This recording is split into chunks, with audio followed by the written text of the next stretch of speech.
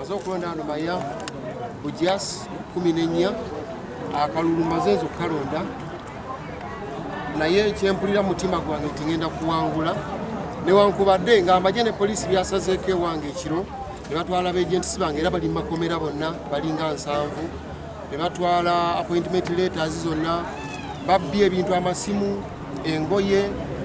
waka wange wonna siringi bazaasize enzigi bazikubye ebigala by'emmundu bazaasiza ne batuuka mu kisenge n'obabadde ssente zengenda okusasula abaana byonna babibbye banyambye ekintu kimu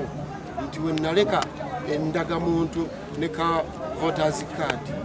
wo wabadde si wangu wakulabika okujjako ng'omuntu yakulaba ng'okateekawo era kentuukiddeko bazisaasuze waka nabuusa ekikomera nembaddukako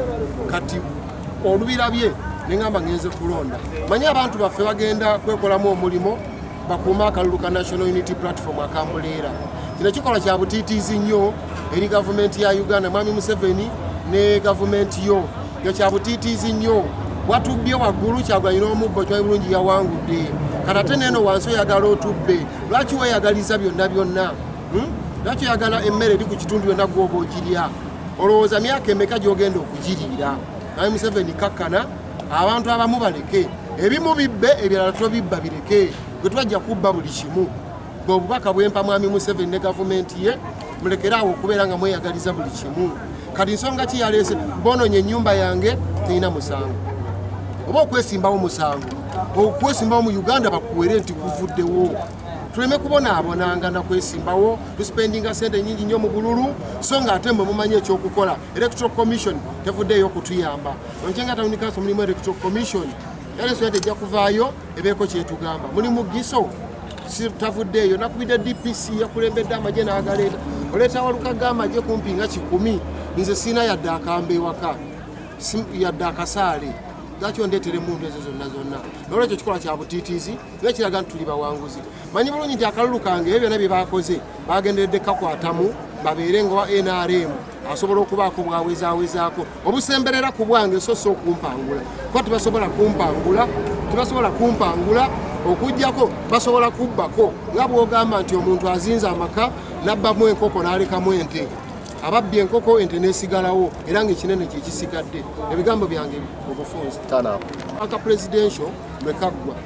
mbadde ndondera wano tanapu ebeera bweti abantu bajja bwe bati naye nga bajja tebasalako mpaka obudde okuziba kale bagetinga demoralized baggwamu amaanyi olw'okuba nti gwe baali basuubira nti nno gwe bawadde awangudde ate waliwo omulala eyewaŋŋamya ku ntebe kati gwe balangira nabimba mu kayimba k'abakoowu ti n'abalonzi nabasanze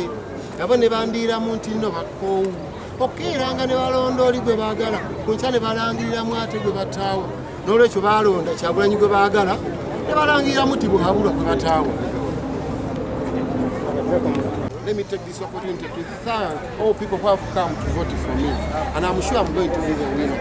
Obviously, I'm going to be the winner. So thank you very much for coming. I'm going to be the winner. Only that the government has shown signs of frustration. They have shown signs of frustration. They have feared, they are afraid of us, yet we are nothing. We are the ones with the guns, they have money for us, we don't have anything, but they are afraid of us. Tell us about the raid, last night's raid. Actually, I was attacked by the security organization, the police and army, they came, they entered my gate by force. They arrested all my polling agents who I had organized to help me keep my votes on polling stations. So they were all taken, they were arrested. Some we were taken to Budo police station, others have been told they were taken to Natete police station. So we are trying our level best. Me and my party have managed to talk to our spokesperson, Senyoni. He has told me he's trying his level best to see that at least we can save our people. Tunakolagana tya ne bannaffe kubanga olulungi nnyo baddemu emivuyo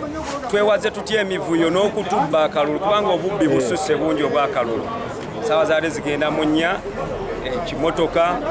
ekijja ekyamagye ekyamazima mu mbeera ey'okutiisatiisa teri ayinza kulaba bannamagye mu ggwanga lino ku ssaawa eno n'abeera nga mukakkamu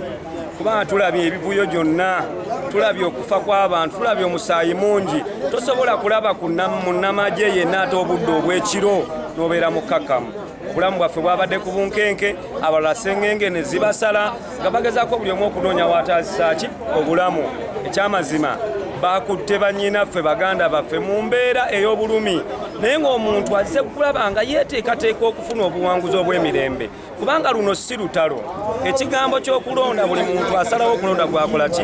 gwayagala tukedde ku makya abasigaddeyo nga basukuza okuwona kwange okwezinga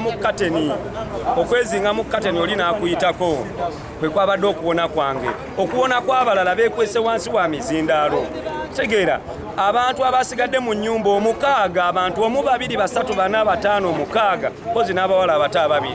be basobodde okuwona nga balabeekwese waggulu omu yadde waggulu wa siringi ne badde balowooza Mathias Walukaga meya yali waggulu wa siringi ne bagikubamu waggulu awo nga baagala okuteekayo kati ya gaasi naye nawulidde ku ddoboozi ly'omukyala eyabadde DPC ate mukuba nnyo mulekeraawo naye ng'olwo abantu bali mu miranga kubanga kwaddeko n'omulema gwe bayita kakodyo naye baamukubiddemu omulema ow'omuggo ekyo bwe kityo abantu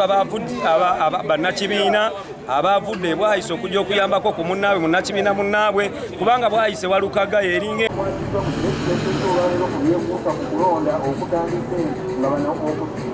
babakwatidde mu maka g'omukubavuganya ku bwa meeya Mathias Walukaga Mulumba